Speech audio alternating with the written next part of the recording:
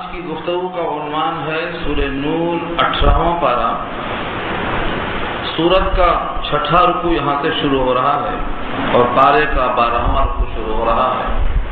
آیت نمبر 40 تک بات ہو چکی تھی اور آیت نمبر 41 سے آج کا مضمون شروع ہو رہا ہے۔ گزشتہ آیتوں میں اللہ کے نور کی مثال دی گئی تھی، اس کے بعد ایمان والوں کے اوصاف بتائے گئے تھے اور کفر کی دو قسمیں بتائی گئی تھی۔ ایک وہ کافر جو آخرت کا بالکل یقین نہیں رکھتے اور ایک وہ کافر جو وہمی ایمان کی بنیاد پر آخرت کا کچھ نہ کچھ کام کرتے ہیں۔ ان دونوں کی مثالیں دی گئی تھی۔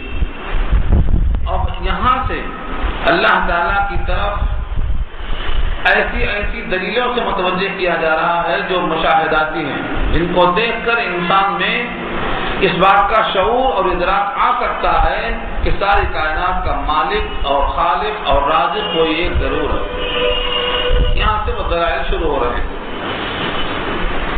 الم تری، اے مخاطب کیا آپ نے دیکھا نہیں؟ ہر وہ انسان جو اس آیت کا مخاطب بنے گا وہی طرح کا فاعل ہوگا، سید الانبیاء اور آپ کے متبعین کے بعد قیامت تک کے بعد۔ الم تری، کیا آپ نے دیکھا نہیں اے مخاطب؟ ان اللہ، کہ بے شک اللہ، یسبح لہ، اسی کی تسبیح میں لگے، لہو اللہ کی طرف لوٹ رہا ہے، اسی کے لیے تسبیح میں لگے ہیں۔ کوئی قولن، کوئی حالن۔ کون کون تسبیح کے اندر لگے ہیں؟ من فی السماوات والارض۔ من کے معنی جو بھی، من لفظ کے اعتبار سے عام ہے، جو بھی آسمانوں میں مخلوق ہے اور جو بھی زمین میں مخلوق ہے، والطیر الصافات، اور خاص طور سے پرندے صافات اپنے پروں کو کھولے ہوئے پھیلائے ہوئے، یہ سب اللہ کی تسبیح کے اندر لگے ہوئے ہیں۔ تسبیح کے معنی آتے ہیں سبحان اللہ کہنا، یعنی اللہ کی ذات اور صفات میں تمام عیوب سے اس کو منزہ ماننا، تمام خوبیوں کا جامع ماننا، اللہ کی ذات اور صفات میں کسی کو اس کے برابر شریک قرار نہ دینا، یہ سب تسبیح ہے۔ کسی کی تسبیح قول سے ہوتی ہے، زبان سے، اور کسی کی تسبیح حال سے ہوتی ہے، یعنی حالت سے۔ بیل ہے، گائے ہے، بھینس ہے، بکری ہے، چوپائے ہیں، حشرات الارض ہیں، کیڑے مکوڑے ہیں، یہ سب کے سب اللہ کی تسبیح میں کس طرح لگے ہیں؟ علامہ زمخشری لکھتے ہیں کہ اللہ تعالیٰ نے ایک خاص قسم کی گویائی ہر ایک کو دیا ہے۔ مرغی بھی اپنے انداز سے بولتی ہے، گھوڑا بھی اپنے انداز سے ہنہناتا ہے، اونٹ کی بھی ایک خاص آواز ہے۔ تو کائنات میں جتنے چرند اور پرند، حشرات الارض، کیڑے مکوڑے ہیں، سب کو ایک خاص قسم کی آواز دی گئی ہے اور وہ اسی آواز میں اللہ کی تسبیح بیان کرتے ہیں۔ یہ حالت کے اعتبار سے ہے، جس کو حالن کہا جاتا ہے۔ درخت ہے، زمین میں اس کا سر ہے، یہ اس کی تسبیح ہے۔ اس کی شاخیں دائیں بائیں ہلتی ہیں جب ہوائیں تیز چلتی ہیں، اللہ نے خود کہا یہ اس کی تسبیح ہے۔ يتفيأ ظلاله عن اليمين والشمائل سجدا لله، یہ سجدہ ہے اس کا اللہ کی طرف سے، اللہ کو سجدہ کر رہا ہے۔ یہ حالت ہے۔ بھینس کو اللہ نے کام پہ لگا دیا کہ وہ دودھ دیتی رہے، اس کا اپنے کام پہ لگا رہنا یہ اس کی تسبیح ہے۔ مفسرین لکھتے ہیں کہ اللہ نے ہر مخلوق کو ایک خاص تسبیح دے رکھی، کوئی زبان سے تسبیح میں لگا ہے، کوئی اپنے حالت کے اعتبار سے تسبیح میں لگا ہے۔ زمین کی تسبیح کیا ہے؟ زمین کو پابند کر دیا ہے تم اپنے اندر جو فوائد ہیں اس سے کائنات کو فیضیاب کرتے رہنا۔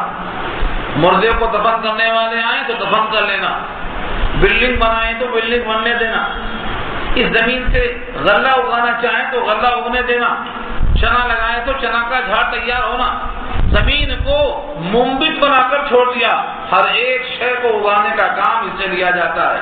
زمین سے اگنے والا ہر پھول یہ جب نکلتا ہے تو وہ اللہ کی تسبیح کرتے ہوئے نکلتا ہے. ہر گیا ہے کہ الضمیر رویت وحدہ لا شریک لہ گویت، جو بھی کونپل نکلتی ہے وہ اللہ کی تسبیح کرتے ہوئے نکلتی ہے، جو اس کی تسبیح ہے. سورج کو نکلنے کا حکم دیا ہے، کبھی سلم و انحراف نہیں کرتا ہے، اس کی تسبیح ہے. اللہ نے فرمایا کہ ہر ایک کو اپنے اپنی تسبیح معلوم ہے. اعطا کل شیء خلقہ ثم ہدی، اللہ نے ہر چیز کی تخلیق کیا پھر اس کو ہدایت دیا کہ تمہیں کیا کرنا ہے، وہ اسی ہدایت کا پابند ہے، یہ اس کی تسبیح ہے. کائنات کے اندر جتنی مخلوقات ہیں سب تسبیح کے اندر لگی ہیں. یہ دلیل ہے کہ کوئی ان کو حکم دینے والا ہے، کوئی ان کو کام پہ لگانے والا ہے، کوئی ایسا ہے جس کا حکم یہ ٹال نہیں سکتے، وہ اللہ کی ذات ہے. یہ اشارہ ہوا. وَالطَّيْرَ صَافَّاتٍ، خاص طور سے پرندہ، طیر پرندہ اڑنے والا، اس میں گوشت ہے، ہڈیاں ہیں، خون ہے، یہ ثقیف ہے، ثقیل ہے، اس کو نیچے گر سکنا چاہیے، لیکن اس کے باوجود یہ پرندے پروں کو پھیلائے ہوئے ہواؤں میں کبھی کبھی رک جاتے ہیں. ان کو گرنے سے کون روکتا ہے؟ اللہ نے پوچھا ہے ما یمسکہن الا الرحمن، ان کو سوائے رحمان کے اور کوئی نہیں روکتا. ان کا ثقل، ان کا بوجھل ہونا تقاضا کرتا ہے کہ زمین پہ گر پڑے.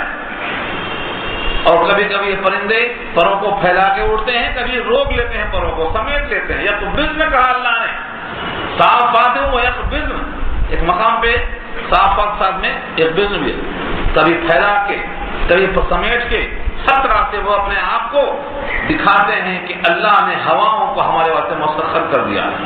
یہ ان کی تسبیح. چونٹی بھی تسبیح کرتی ہے، زمین کا ایک ذرہ ذرہ، چپا چپا تسبیح میں لگا ہوا.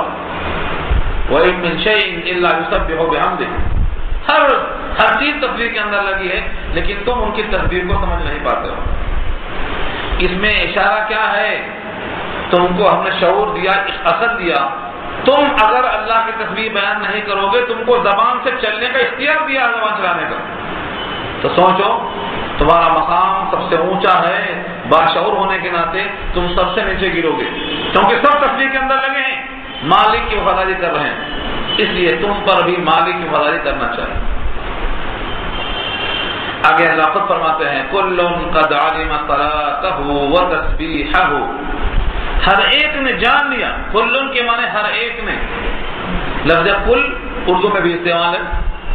کل کے کل یعنی چاہے وہ پرند اور چرند کیسے بھی ہوں، حشرات الارض کسی بھی شان میں ہوں، لیکن سب نے قد علما جان لیا، تحقیق کہ ان کو سب معلوم ہو گیا. صلاتہ، ان کی نماز یعنی ان کی دعا یعنی ان کی تسبیح. صلاتہ و تسبیحہ، اپنی دعا کو اپنے تسبیح کو وہ خوب جانتے ہیں. بظاہر نظر آتا ہے کہ ایک مکڑی ہے، ایک مکھی ہے، ایک مچھر ہے، حقیر سے حقیر چیزیں بھی ہیں. اللہ فرماتے ہیں لفظ کل نے آ کر گھیر لیا کہ ہر ایک نے جان لیا ہے کہ وہ اپنے مالک کی وفاداری کیسے کرے. کوئی اس میں غدار نہیں ہے. کل قد علما، سب نے جان لیا. صلاتہ وہ تسبیح ہو، اپنے صلاۃ کے معنی نماز بھی آتے، صلاۃ کے معنی دعا کے بھی آتے، یہاں دعا ہی مراد ہے. سب نے اپنے دعا کو جان لیا، سب نے اپنی تسبیح کو جان لیا. واللہ علیم بما یفعلون، اور جو وہ کرتے ہیں وہ اللہ جانتے ہیں. انہوں نے بھی اپنی تسبیح کو جانا تو اللہ نے ان کی تسبیح کو بھی جانا. جو مخلوق اللہ کی تسبیح کرتی ہے وہ اللہ کے علم میں ہے. یعنی جو بندہ خدا انسان ہو کر بھی اللہ کی تسبیح نہیں کرتا، یہ بھی اللہ کے علم ہے. یہ ہے اصل بات ہے. واللہ علیم بما یفعلون، اللہ تعالیٰ کو ان لوگوں کے سب افعال کا پورا علم ہے. اسے جو تسبیح کرتے ہیں وہ بھی معلوم، جو تسبیح نہیں کرتے وہ بھی معلوم.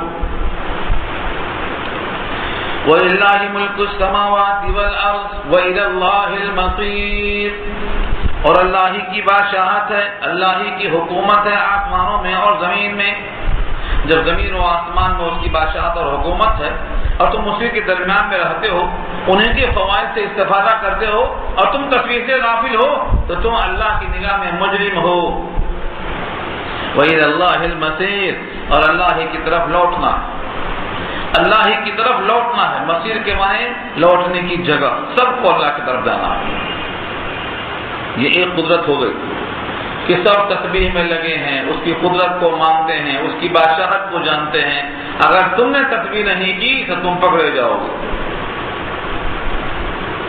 اب اس کے بعد دوسری مثال، أَلَمْ تَرَ أَنَّ اللَّهَ يُزْجِي سَحَابًا ثُمَّ يُؤَلِّفُ بَيْنَهُ ثُمَّ يَجْعَلُهُ رُكَامًا فَتَرَى الْوَدْقَ يَخْرُجُ مِنْ خِلَالِهِ وَيُنَزِّلُ مِنَ السَّمَاءِ مِنْ جِبَالٍ فِيهَا مِنْ بَرَدٍ فَيُصِيبُ بِهِ مَنْ يَشَاءُ وَيَصْرِفُهُ عَنْ مَنْ يَشَاءُ يَكَادُ سَنَا بَرْقِهِ يَذْهَبُ بِالْأَبْصَارِ۔ اس آیت میں ترتیب وار چند قدرت کو مشاہدہ کروایا اللہ نے۔ الم ترا، کیا آپ نے دیکھا نہیں؟ اس کا جواب آخر میں آپ یہی کہیں گے، ہاں دیکھا۔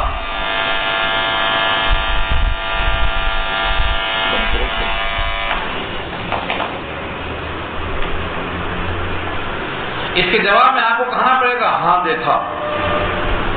ہر وہ جگہ جہاں سوال ایسا کیا ہے الم ترا، کیا آپ نے دیکھا نہیں، تو یہ ایسی جگہیں ہوتی ہیں جہاں ہر ایک کو کہنا پڑے گا، ہاں دیکھا، ہاں ہم کو معلوم ہے۔ مشاہداتی چیز کو پیش کیا اللہ نے۔ الم تر ان اللہ یزجی، کیا آپ نے دیکھا نہیں کہ بے شک اللہ چلا کر لاتا ہے۔ یزجی، یزجی ازجاؤن کے معنی آتے ہیں ہکال کر لانا۔ کس کو لاتا ہے ہکال کر؟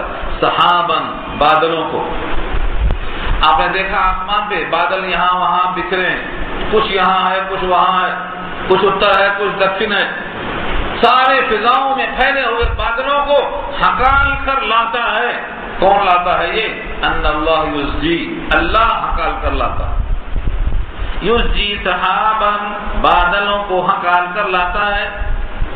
ثم، پھر یؤلف بینہ، ان کی تالیف کرتا ہے، ان کو جوڑتا، تہ پر تہ جماتا۔ یؤلف تالیف سے بنا ہے۔ اردو میں مؤلف کسے کہتے ہیں؟ ایک کتاب کو تالیف کیا، یعنی یہاں سے کچھ وہاں سے کچھ یہاں سے کچھ مواد جمع کر کے اکٹھا کر دیا تو مؤلف بن گیا۔ بادلوں کے مؤلف اللہ ہیں، اللہ بادلوں کے مؤلف ہیں، اس کو جوڑتے ہیں، ہکال کر لاتے ہیں۔ یؤلف بینہ، پھر جوڑتے ہیں ان کے درمیان ایک دوسرے کو تہ بتہ۔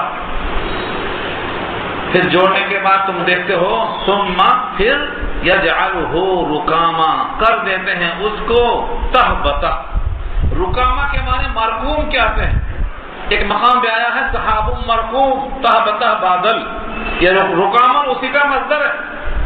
پھر کر دیتے ہیں ان بادلوں کو مجموعہ تہ بتہ، ایک پر دوسرا، یہاں تک کہ تہوں پر تہ جمتے جمتے کالے بادل، اور کبھی لال بادل، کبھی بھورے بادل، یہ سب بادل ایک دوسرے پر جمع ہو جاتے ہیں۔ فترى الودق، پھر آپ دیکھتے ہیں کہ بارش، ودقہ بارش، یخرج من خلالہ، نکلتی ہے ان کے درمیان سے۔ خلال، خلال کہتے ہیں دونوں دانت کے بیچ میں کچھ پھنس جائے تو لکڑی سے نکالتے ہیں نا، تو دو چیزوں کے بیچ کی جگہ کو خلال کہتے ہیں، اور کوئی دو کے بیچ میں گھس جائے تو مخل کہتے ہیں، اور دو حیض کے درمیان جو پاکی کے دن آتے ہیں ان کو طہر مخلل کہتے ہیں، طہر متخلل۔ تو یہاں اللہ فرماتے ہیں کہ تم دیکھتے ہو کہ بادلوں کے درمیان سے بارش نکلتی ہے۔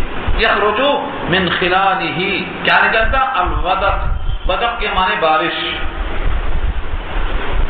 وَيُنَزِّلُ مِنَ السَّمَاءِ مِنْ جِبَالٍ، اور اتارتے ہیں آسمان سے، یہاں آسمان سے مراد سمت آسمان ہے، مراد ہے بادل۔ من جبال، جبل کی جمع ہے، پہاڑوں میں سے۔ فیہا من برد، ایسے پہاڑوں میں سے کہ اس کے اندر ٹھنڈک ہے، جس سے مراد ہے پتھر یعنی اولے۔ بارش اور بارش میں اولے، اور اولے کبھی چھوٹے ہوتے کبھی بڑے ہوتے، اور یہ پتھر ہیں اپنی سختی کے اعتبار سے، اور اولے ہیں ٹھنڈک کے اعتبار سے، اور پانی ہیں اپنے مستقبل کے اعتبار سے، یہ سب اللہ نے انہی بادلوں سے نکال کر بھیجا ہے۔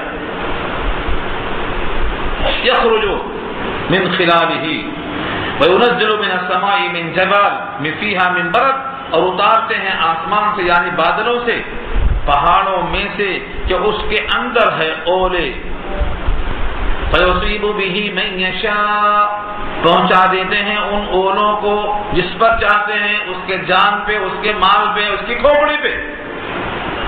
کتنے لوگوں کے سر پھوٹتے ہیں، کتنوں کی فصلیں تباہ ہوتی ہیں، کتنوں کی کھیتیاں ختم ہو جاتی ہیں، کتنے بستیوں کو اجاڑ دیا جاتا ہے۔ یہ بادلوں سے، ان اولوں سے یہ کام بھی ہوتا ہے۔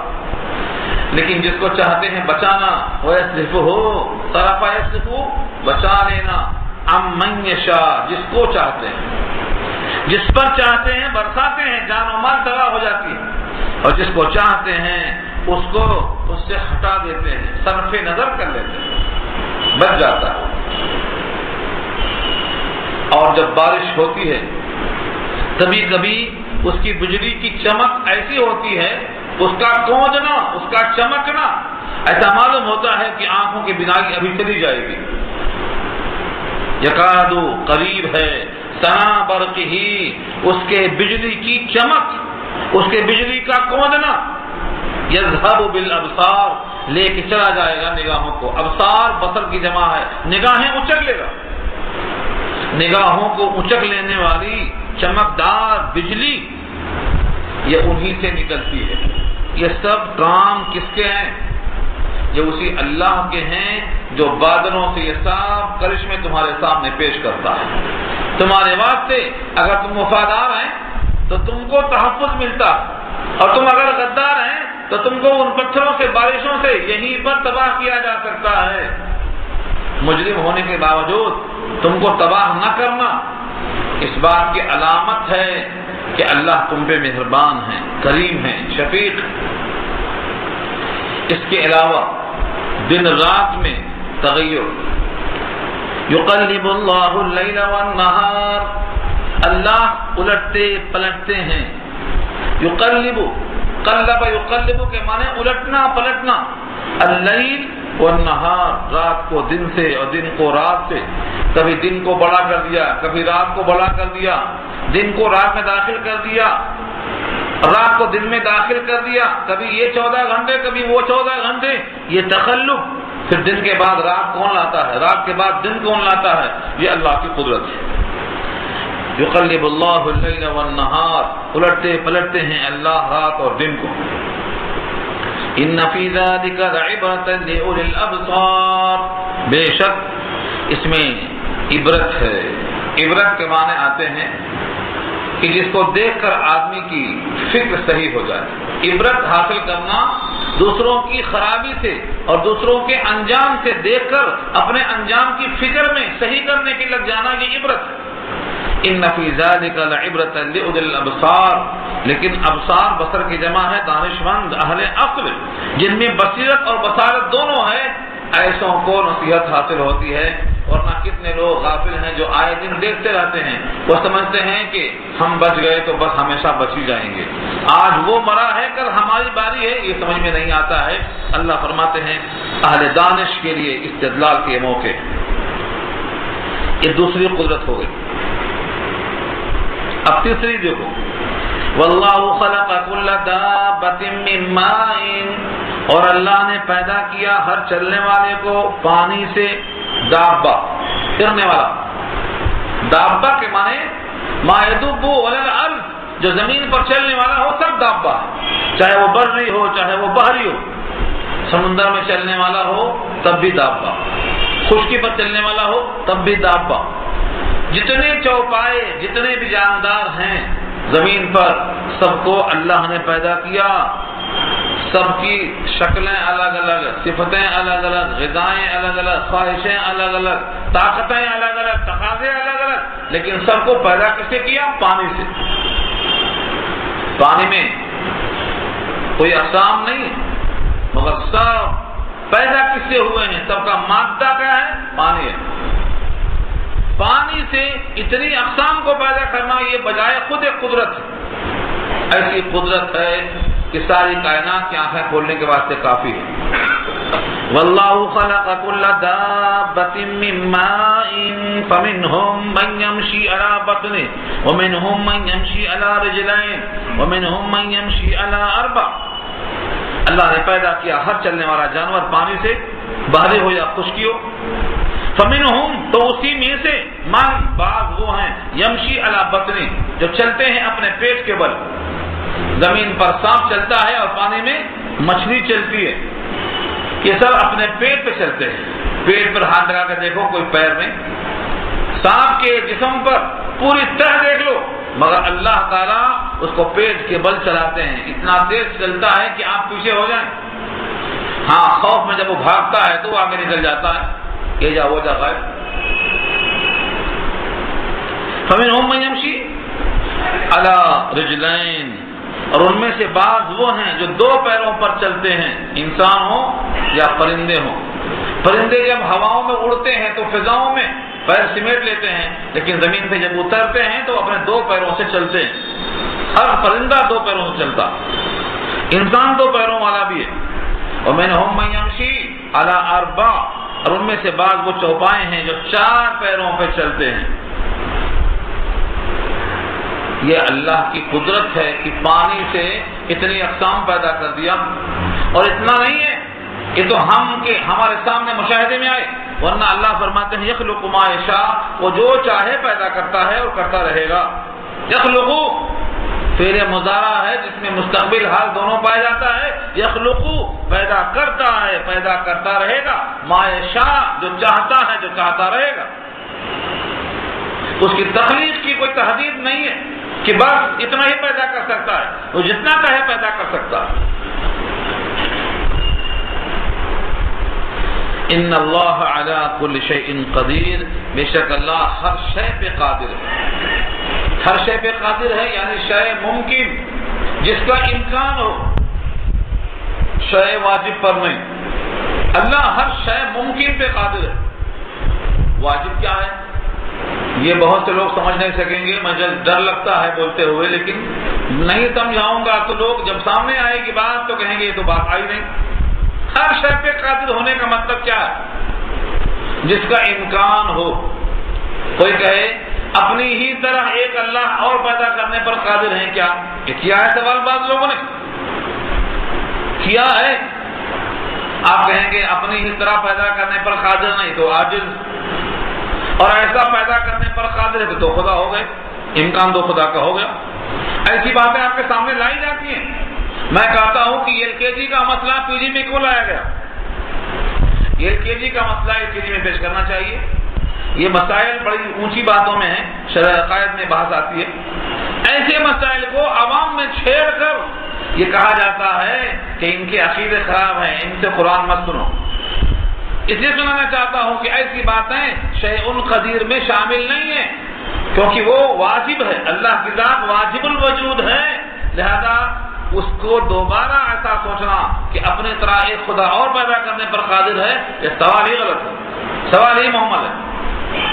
یہاں شے سے مراد شے جو ممکن ہو۔ اس طرح نے کہا کیا اللہ جھوٹ بولنے پر قادر ہے؟ آپ کہیں گے کہ نہیں جھوٹ بولنے پر قادر نہیں ہے تو کہیں گے وہ تو عاجز ہے، خدا ہی نہیں ہو سکتا۔ اور اگر کہیں گے کہ وہ جھوٹ بولنے پر قادر ہے تو کہیں گے ان کا خدا جھوٹ بول سکتا ہے۔ یہ سب کیا چیزیں ہیں؟ یہ سب ہیرا پھیری کی باتیں ہیں۔ ایسی باتیں عوام کے سامنے پیش کرنا گمراہ کرنے کے لیے، بھٹکانے کے لیے، ان کے ذہن کو مشتبہ کرنے کے لیے یہ کوئی کارنامہ نہیں ہے بلکہ شیطانیت ہے۔ ایسی چیزوں سے گریز کرنا چاہیے۔ قرآن کریم نے جس چیز کو نہیں چھوڑا ہے اس کو نہیں چھوڑنا چاہیے، لیکن ہم بھروسہ کرتے ہیں کہ آپ بہت دن سے سنتے آ رہے ہیں درس، اتنا جلدی نہیں بھٹکیں گے۔ آپ دفاع کرنے کے موقع میں ہو رہے ہیں دھیرے دھیرے، آپ میں قرآن پختگی پیدا کر رہا، تو یہ بھی بات کہی جاتی ہے۔ یاد رکھ لو قدرت کے تحت وہی چیز آئے گی جو اللہ تعالیٰ کی طرف عیب نہ ہو، جو اللہ کی طرف عیب ہو۔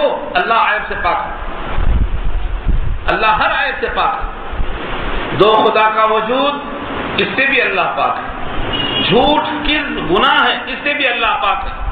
لہذا جو چیز منسوب کرنے میں اللہ کی شان میں گستاخی ہو، ایسی چیزوں کا تصور نہیں کرنا چاہیے۔ تو اللہ ہر شے پہ قادر ہیں جو وہ چاہیں، جو ممکن ہو۔ جو چیز عیب کی ہو اس پر اللہ تعالیٰ قادر ہے یا نہیں ہے، یہ گفتگو کرنا ہی محمل ہے۔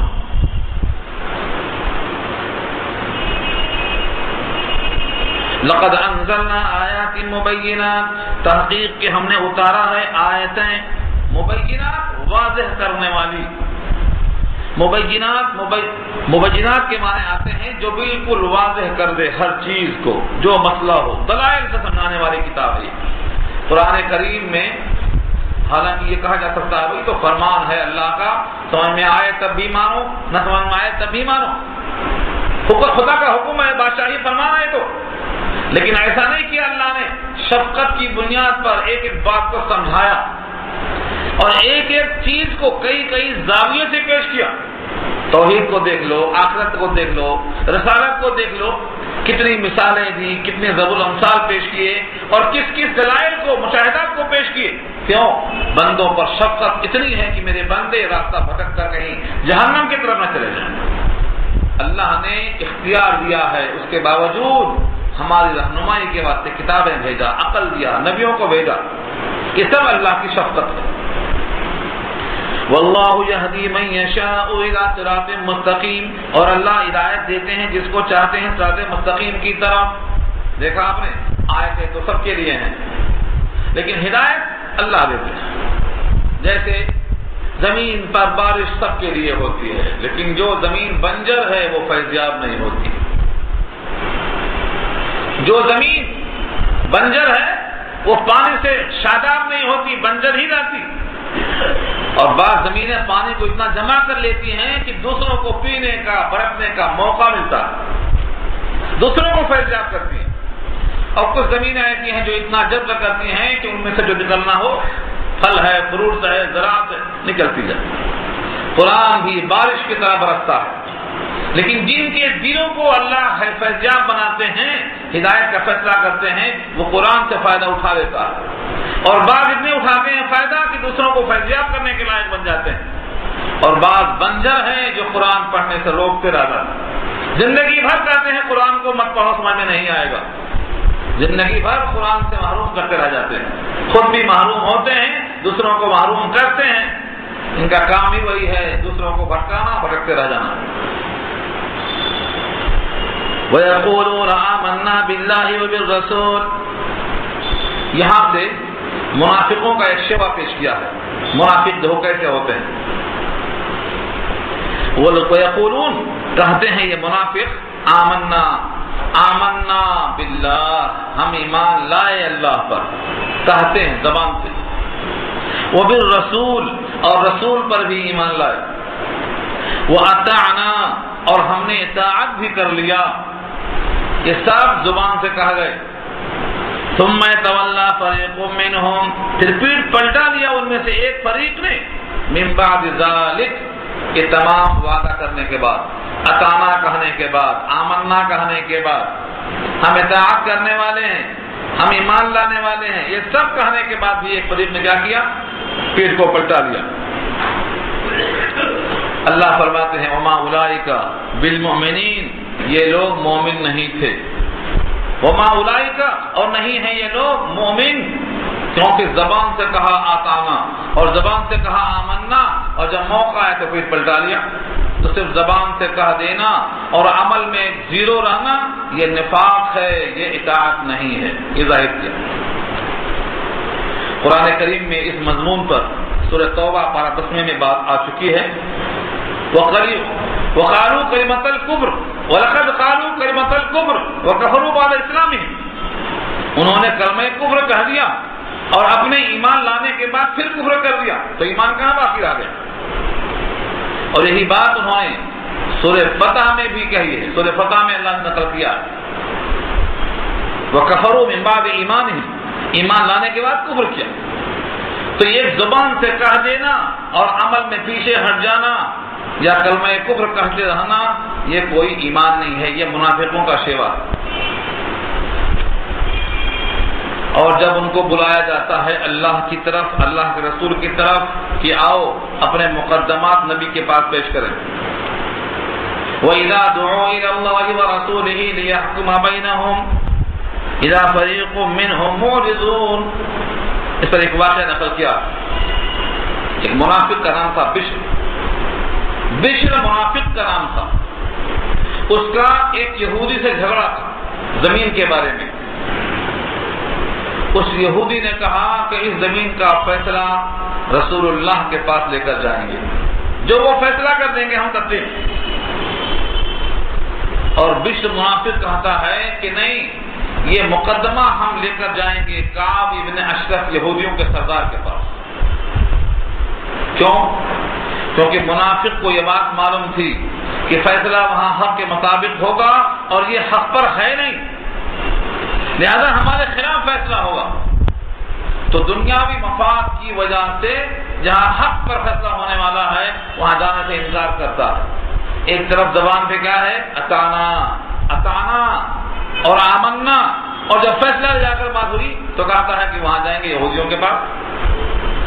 اس پر یہ آیت نازل ہوئی، فرمایا وَإِذَا دُعُوا، جب بلائے جاتے ہیں یہ لوگ إِلَى اللَّهِ وَرَسُولِهِ، اللہ کی طرف، اس کے رسول کی طرف، لِيَحْكُمَ، تاکہ وہ فیصلہ کر دیں بینہم، ان کے درمیان، إِذَا فَرِيقٌ مِّنْهُمْ مُعْرِضُونَ، تو ان میں سے ایک فریق اعراض کرنے والا ہوتا ہے۔ ایک فریق سے مراد کیا ہے؟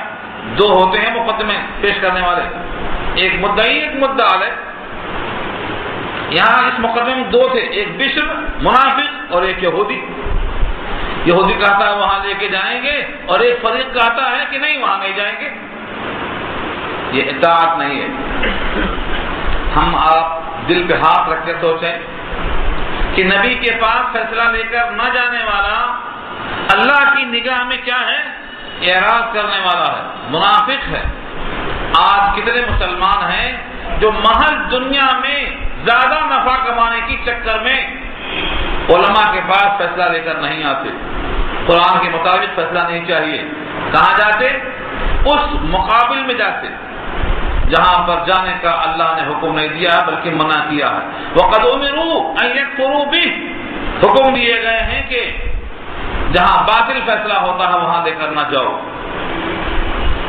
یہ بحث پوری سورہ نساء میں آ چکی ہے 5واں پارہ میں، وہاں تفصیل سے دیکھیں آپ۔ لیکن آج کتنے مسلمان ہیں جن کے تشریع اور مقدمے ان جگہوں میں جاتے ہیں فیصلہ کرنے کے لیے جہاں فیصلہ غیر اسلامی ہوتا ہے، فیصلہ کرنے والا خود غیر اسلامی ہوتا ہے، گواہیوں کی تہاں چھان بین غیر اسلامی ہوتی ہے، گواہیاں دینے والے غیر معتبر فاسق ہوتے ہیں، ان کے باوجود مسلمان وہی چکر کاٹتا ہے۔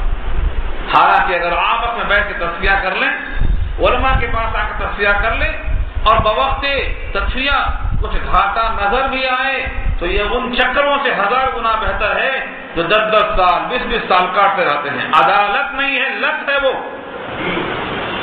مگر کب سمجھ میں آئے گا؟ یہ بظاہر لگتا ہے کہ 100 کا چلے گئے، بظاہر لگتا ہے کہ 1 لاکھ چلے گئے، لیکن لاکھوں روپے گل جاتے ہیں دھاپوش کے ساتھ، پتہ نہیں چلتا۔ اور جب فیصلہ ہو کے آتا ہے تو فیصلہ تمہارے حق میں ہو جائے تب بھی کیا وہ جائز ہے؟ یہ بات یہاں نہیں ہے۔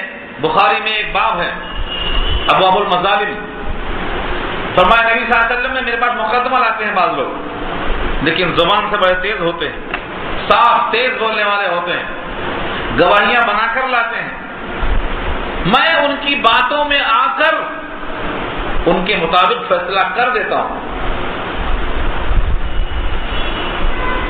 لیکن اگر وہ زمین ان کی نہیں ہے، اگر وہ حق اس کا نہیں ہے تو میں نے ان کو کیا دیا ہے؟ جہنم دیا ہے۔ دل چاہے تو رکھ لیں، دل چاہے تو واپس کر دیں۔ اگر سید الانبیاء بھی فیصلہ کر دیتے ہیں اور وہ حق اس کا نہیں ہے تو حلال نہیں بنے گا، وہ جہنم کا ایندھن بنے گا۔ تو جب یہاں فیصلہ باطل کرتے ہیں اور باطل کے مطابق کرتے ہیں تو ہمارا حق کہاں صحیح ہو جائے گا؟ افسوس ہماری نگاہیں دنیا پر ٹکی ہوئی ہیں، حالانکہ یہ دنیا ہمارے لیے صرف 50 سال 60 سال 100 سال ہے بس، اس کے بعد زمین کا پیٹ ہمارا انتظار کر رہا ہے۔ یہاں وہی سبق دیا گیا ہے کہ یہ منافقانہ روش ہے، اپنے مقدمات، اپنے جھگڑے، اپنے حقوق کی ادائیگی اور حصول اس کے لیے آپ علماء کے پاس لائیں، علماء کے پاس بیٹھیں، ان سے مشورے کریں۔ آج اکڑ کا یہ عالم ہو گیا ہے کہ بلائے جانے پر آتے نہیں، کیا کر لیں گے پوچھتے، کیا کر لیں گے، یہ نہیں سمجھتے ہیں کہ ہم نے کس کا قانون توڑا ہے اور کس کی زمین پر ہم کھانا کھا کر کس کا حکم ماننے سے انکار کر رہے ہیں۔ اللہ کی قدرت ہر شے پہ ہے، ایسے ظالم اور جابروں کو کچلنے پر وہ قادر ہے۔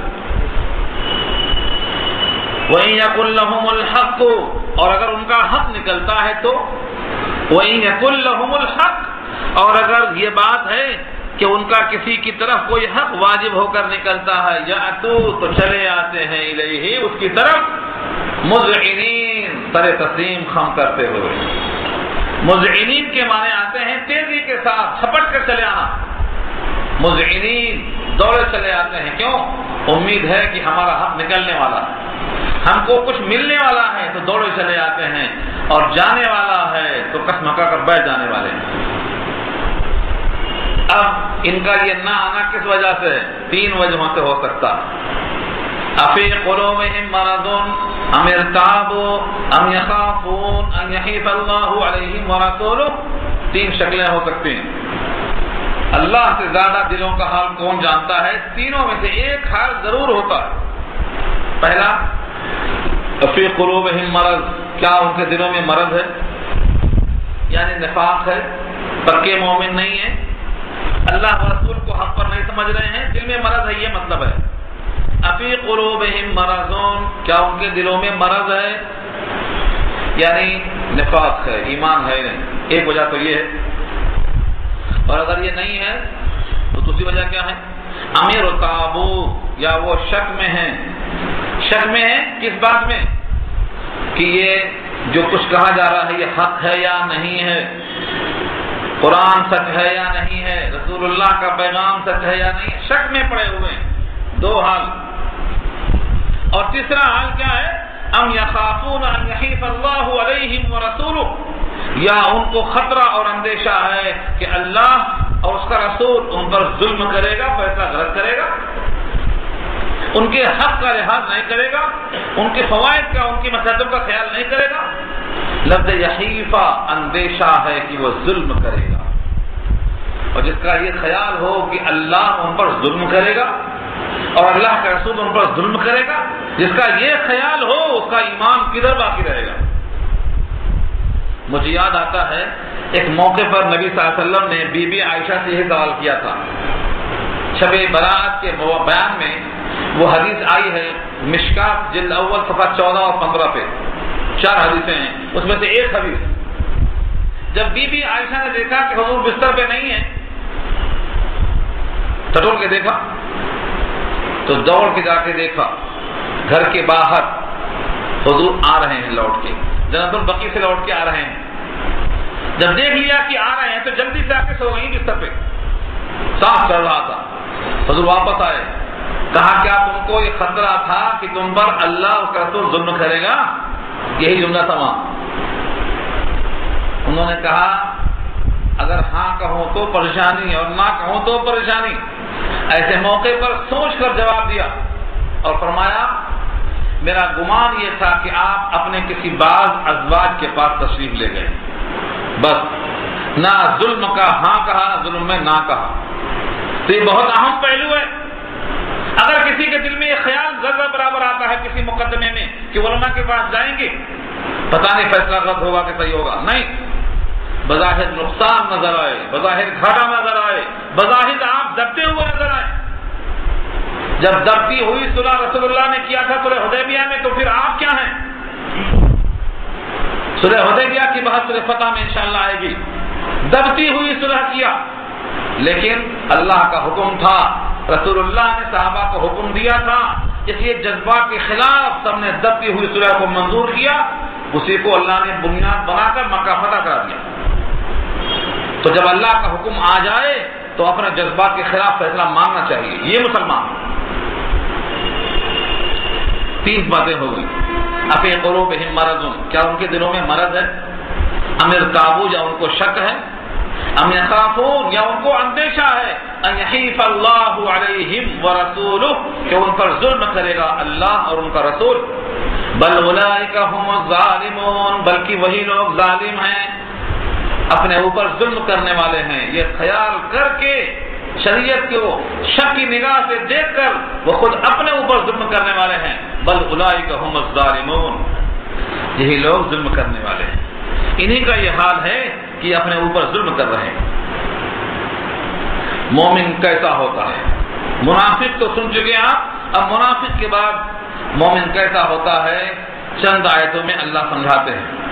انما کان قول المؤمنین، اس کے سوا اور کچھ نہیں کہ مومن کا قول ہوتا ہے، اذا دعوا الی اللہ ورسولہ، جب اس کو بلایا جائے اللہ کی طرف اور اللہ کے رسول کی طرف، لیحکم بینہم تاکہ ان کے درمیان فیصلہ کیا جائے، ان یقولوا کہ وہ کہیں سمعنا واطعنا، سنا ہم نے مانا ہم نے، سمعنا واطعنا ہم نے بات رسول اللہ کی، اللہ کی بات سن لیا اور ہم نے اس کو مان لیا، وَأُولَئِكَ هُمُ الْمُفْلِحُونَ اور وہی لوگ کامیاب ہیں، وہی لوگ کامیاب ہیں جو سمعنا واطعنا کہہ کر فیصلے پر لبیک کہتے ہیں، یہ لوگ کامیاب ہیں۔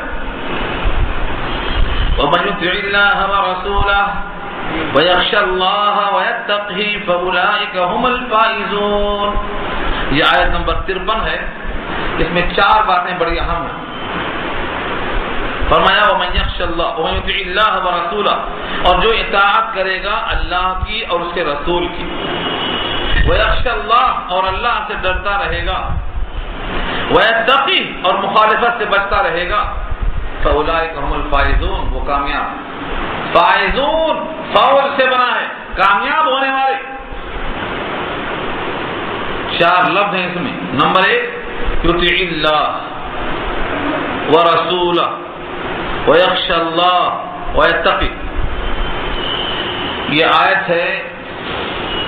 امام قرطبی نے ایک لطیف واقعہ بیان کیا ہے، لطیف کا واقعہ بیان کیا۔ حضرت عمر فاروق اعظم رضی اللہ تعالی عنہ کے قریب میں بازوں میں ایک دہقانی دیہاتی آ کے کھڑا ہو گیا نماز میں، مسجد نبوی کے اندر، مدینے کی مسجد نبوی کے اندر آ کے کھڑا ہو گیا اور آ کے کہتا ہے اشہد ان لا الہ الا اللہ واشہد ان محمد رسول اللہ۔ حضرت عمر نے پوچھا کیا بات ہے، کوئی خاص چیز ہے؟ یہ موقع پر تم یہ پڑھ رہے ہو، کیا بات ہے؟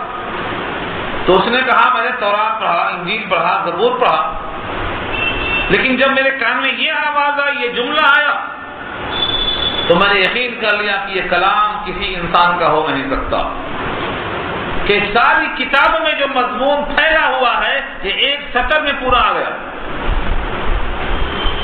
پھر اس دہقانی نے اس آیت کی تشریح کیا اور کہا وَمَن يُطِعِ اللَّهَ سے مراد فرائض ہیں، جو فرض ہیں ہمارے ذمہ، وَمَن يُطِعِ اللَّهَ میں آ گئے، جو اللہ کی اطاعت کرے گا وہ فرض ہیں۔ اللہ کی اطاعت سے کیا مراد ہے؟ اللہ کے فرائض، نماز فرض ہے، روزہ فرض ہے، زکوٰۃ فرض ہے، حج فرض ہے، سچ بولنا فرض ہے، جھوٹ نہ بولنا فرض ہے، یہ اللہ کے فرائض ہیں۔ اطاعت اللہ میں آ گیا۔ ورسولہ میں سنت آ گئی، رسول کی اتباع کیا ہے؟ سنت ہے۔ آپ کے بول، آپ کے عمل، آپ کے سامنے جو کام کیا گیا آپ خاموش رہے، استقراری حدیث، سنت اس میں آ گئی۔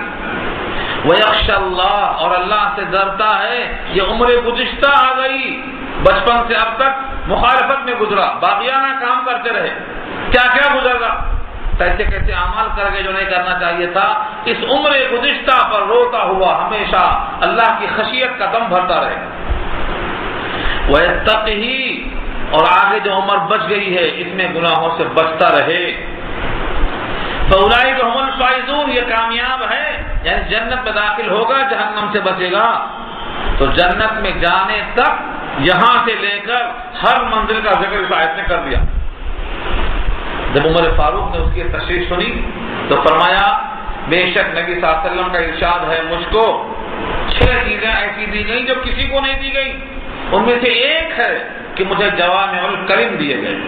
جوامع الکلم کا مطلب ایک جملہ ایسا جامع کہ لوگ گھنٹوں بولتے جائیں، مہینوں بولتے جائیں اور بات ختم نہ ہو، یہ نبی صلی اللہ علیہ وسلم کو دیا گیا ہے کلام، یہ اس کی مثال ہے قرآن کریم میں۔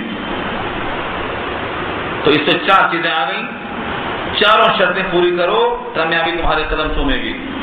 وَمَن يُطِعِ اللَّهَ، اللہ کی اطاعت اور آیت کی تکمیل کرو، وَرَسُولَهُ، سنت کی پابندی کرو، وَيَخْشَى اللَّهَ، گزرے ہوئے دنوں پر جو گناہ ہو گیا ہے توبہ سے اللہ کرو، تلافی کی کوشش کرو، وَيَتَّقْهِ، اور جو آئندہ زندگی بچی ہے اس میں گناہوں سے بچنے کی فکر کرتے رہو، نتیجہ ہاتھ میں ہے، فَأُولَٰئِكَ هُمُ الْفَائِزُونَ، یہ کامیاب ہے۔ اس کے برخلاف جو منافقین سے وہ قسمیں کھاتے تھے۔ آدمی قسمیں کھاتا کیوں ہے؟ جب دیکھتا ہے کہ میری بات نہیں مانی جا رہی ہے، میری بات پہ شک ہو رہا ہے، میرا موقف بحال نہیں ہو رہا ہے، مجھ پر اعتماد نہیں کیا جا رہا ہے، تو قسمیں کھاتا، قسمیں کھا کھا کر جھوٹ کی طرح نبی کو راضی کرنا چاہتے تھے۔ وَأَقْسَمُوا بِاللَّهِ، اور قسمیں کھایا انہوں نے اللہ کی، جَهْدَ أَيْمَانِهِمْ، اپنی قسموں میں زور لگا کر، جَهْدَ أَيْمَانِهِمْ، اپنی قسموں میں زور لگا لگا کر قسمیں کھایا۔ کیا کہا؟ لَئِنْ أَمَرْتَهُمْ لَيَخْرُجُنَّ، اگر آپ ان کو حکم دے دیں تو وہ ابھی نکل پڑیں گے، اٹھ کھڑے ہوں گے۔ لَيَخْرُجُنَّ کے معنی نکل پڑیں گے، گھروں کو چھوڑ دیں گے، بچوں کو چھوڑ دیں گے، کاروبار کو چھوڑ دیں گے، اپنے حاجتوں کو چھوڑ دیں گے، بس اٹھ کھڑے ہو جائیں گے فوراً۔ یہ کہنے کو قسمیں کھا رہے ہیں۔ قل، اے نبی آپ کہہ دیجئے، لا تقسموا، قسمیں زیادہ مت کھاؤ، قسموں سے کام نہیں چلے گا۔ لا تقسموا، قسمیں مت کھاؤ، طاعت معروفہ، تمہاری طاعت متعین ہے، تمہاری طاعت معروف ہے کہ تم کتنا وقت پر اطاعت کرتے ہو سب کو معلوم ہے۔ اور معلوم کیسے نہ ہو؟ جب اللہ نے خبر دے دی، اللہ نے کہا لن نؤمن لکم، ہم تمہاری بات پر یقین نہیں کرتے، قد نبأنا اللہ من اخبارکم، تمہاری خبریں اللہ نے ہم کو بتا دی ہیں کہ تمہارے دل میں کچھ بھی نہیں ہے، قسمیں مت کھاؤ۔ تو نبی صلی اللہ علیہ وسلم کو اللہ نے ان کے قلوب میں ایمان نہیں ہے، عظمت نہیں ہے، یہ بتا دیا ہے۔ آج بھی جو محبت کا ڈھونگ کرتے ہیں اور نبی کی سنتوں کی مخالفت کرتے ہیں، ان کے دل کا بھی ڈھونگ اگر آج قرآن اترتا تو کھل جاتا، اگر آج اترتا قرآن تو ان کے دل کا ڈھونگ کھل جاتا۔ سنت کی جو پیروی نہیں کرتا اس کا دعویٰ عشق باطل ہے، جو جتنا سنت کی پیروی کرتا ہے اتنا ہی اس کا عشق کامل ہے۔ ترازو نبی کی اطاعت ہے، ورنہ عشق لفظوں میں ہے، حقیقت میں کچھ بھی نہیں۔ یہاں وہی کہا گیا ہے طاعت معروفہ، قسمیں نہ کھاؤ، تمہاری اطاعت معروف ہے، معلوم ہے۔ ان اللہ خبیر بما تعملون، بے شک اللہ خبر رکھتے ہیں جو کچھ تم کرتے ہو، تمہارے کاموں کی سب خبر اللہ کو ہے اور اس نے خبر ہم کو دے دی ہے۔ یہاں سے خطاب ہے نبی صلی اللہ علیہ وسلم، اے نبی آپ نے تو جواب میں کہہ دیجئے کہ اگر تم کو پچھتاوا ہے، اپنے گناہوں پر نادم ہو، تو آج سے عہد کر لو، تم کو 2 کام کرنا ہے، ایک اطیع اللہ اور ایک اطیع الرسول۔ آج بہت سے فرقے کہتے ہیں اطیع اللہ کریں گے، اطیع الرسول نہیں کریں گے، سنت نہیں، حدیث نہیں، فقہ نہیں، سب کا انکار۔ قرآن مانتے ہیں تو قرآن نے کہا ہے کہ حدیث مانو، قرآن نے کہا ہے رسول اللہ کی بات مانو۔ اگر آپ نے یہ 2 باتیں چھوڑ دی قرآن کی تو قرآن چھوڑ دیا آپ نے۔ 2 چیزیں بہت لازم و ملزوم، اطیع اللہ و اطیع الرسول۔ قرآن لفظوں میں لکھا ہوا کلام ہے اور اللہ کے نبی کی زندگی اس کی عملی تصویر ہے۔ کیسے عمل کریں قرآن پہ؟ نبی نے کر کے دکھایا ہے۔ قل، آپ کہہ دیجئے اطیع اللہ و اطیع الرسول، اللہ کی اطاعت کرو اور رسول کی اطاعت کرو۔ فإن تولوا، اگر وہ پیٹ پلٹا لیں، نہ مانیں، فإنما علیہ ما حمل وعلیکم ما حملتم، تو بے شک ان کے ذمہ وہی بوجھ ہے جو ان کے اوپر ذمہ داریاں لا دی گئی۔ اور اے نبی آپ کے ذمہ صرف تبلیغ ہے جس کو آپ کے ذمہ اللہ نے کیا، مطلب یہ ہے جو پیٹھ پلٹا لے گا اس کا وبال خود بھگتے گا، اس کے پیٹھ پلٹانے کا سوال آپ سے نہیں ہوگا، اس کے ذمہ سوال وہی ہے جو اس کی ڈیوٹی ہے، اور آپ کے ذمہ سوال کیا جائے گا جو آپ کی ذمہ داری ہے، اور وہ ہے پیغام کا پہنچا دینا۔ فإنما علیہ ما حمل وعلیکم ما حملتم وَإِن تُطِيعُوهُ تَهْتَدُوا، اور اگر وہ نبی کی بات مان لیتے ہدایت پا جاتے، وَإِن، اور اگر تُطِيعُوهُ تم ان کی اطاعت کر لیتے، تَهْتَدُوا ہدایت پا جاتے، جو بھی رسول کی اطاعت کر لے گا ہدایت پا جائے گا۔ رسول اللہ کی سنتیں چھوڑ کر ہدایت نہیں ملنے والی ہیں، یہ اس آیت سے پیغام ملتا ہے۔ وَإِن تُطِيعُوهُ تَهْتَدُوا، اور اگر تم نے ان کی اطاعت کر لی تو راہ پر جا لگو گے۔ وَمَا عَلَى الرَّسُولِ إِلَّا الْبَلَاغُ الْمُبِينُ، اور نہیں ہے رسول اللہ کے ذمہ مگر کھول کھول کر پہنچا دینا، صاف صاف پہنچا دینا، البلاغ پہنچانا، المبین کھول کھول کر واضح کر کے پیغام پہنچا دینا، بس یہ نبی کے ذمہ ہے۔ جو اطاعت کر لے گا ہدایت پا جائے گا، اور جو منہ پلٹا لے گا منہ پلٹانے کا وبال اسی پر پڑے گا، سوال اس سے کیا جائے۔